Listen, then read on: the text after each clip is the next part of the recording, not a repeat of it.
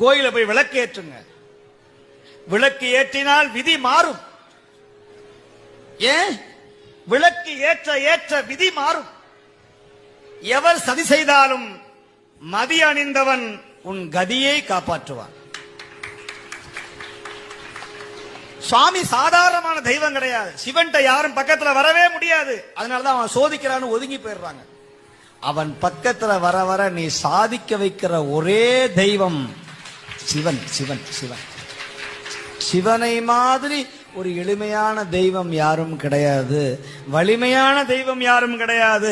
உரிமையான தெய்வம் யாரும் கிடையாது. அவன் தாயும் தந்தையுமாக நிற்கிற தெய்வம், அருட்ஜோதி தெய்வம், நம்மையெல்லாம் ஆட்கொள்ளுகிற தெய்வம், அங்கெங்கனாதபடி எங்கும் பிரகாசமாய் அறிவோடு நிற்கிற பர தெய்வம் சிவன். சிவனை வழிபட்டா காசு கிடைக்குமா? சந்தேகம். சிவனை வழிபட்டா பதவி கிடைக்குமா? சந்தேகம். ஆனா சிவனை வழிபட்டா ஒன்னே ஒண்ணு கிடைக்கும், மனசுல தைரியம் கிடைக்கும். சட்டா போட அப்படிங்கிற தைரியம் கிடைக்கும். முன்னாடி பாம்பே வந்து நின்றாலும் இதுதானா போ போ போறமா போ. கரப்பாம்பூச்சியை பார்த்து பயந்த நீங்கள் ஆரூர் பெருமானையும் அம்பலவான பெருமானையும் வழிபட வழிபட கருணாக பாம்பே வந்தாலும் அதற்கு பால்